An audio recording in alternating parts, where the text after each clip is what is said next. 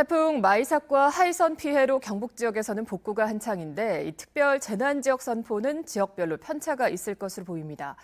피해가 크다 하더라도 상업시설은 집계 대상이 아닌 데다 이 피해 금액 산정도 보수적이어서 포항과 경주는 특별 재난지역 지정이 쉽지만은 않을 것으로 보입니다. 이규설 기자입니다.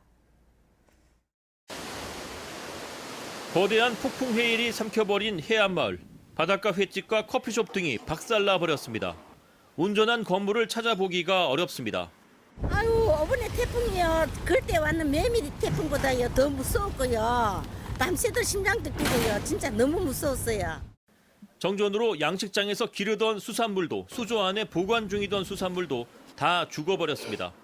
있는 시장가마다 다 죽었어. 우리 저희 집 말고 그룹 시장 전체가 다 죽었어. 피해가 이렇게 심각하지만 특별 재난지역 지정까지는 넘어야 할 산이 많습니다.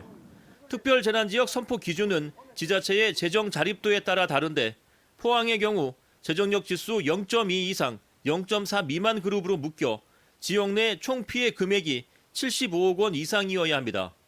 포항 전체가 아니라 피해가 심한 구룡포읍만이라도 특별 재난지역으로 지정되려면 포항 지역 전체 피해 30억 원 이상, 구룡포읍 피해 7억 5천만 원 이상, 이 두 가지 조건을 모두 충족시켜야 합니다.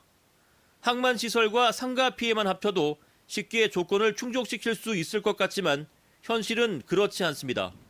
무엇보다 횟집과 커피숍 등 상업시설과 종교시설은 피해 집계 대상에서 제외되는 데다 시군이 집계한 피해 금액을 행안부 현장조사반이 인정해주지 않는 경우도 허다합니다. 주택 피해는 전파와 반파만 인정되고 부분 파손은 집계에 들어가지 않습니다. 시민들이 너무 기대도 못하지만 그렇다고 또 우리가 또 실망을 줘서는 안 되는 그런 상황이기 때문에 저희도 최선 다해서 그렇게 우리가 NDM에서 반영해서 중앙에 반영될 수 있도록 적극적으로 노력하겠습니다.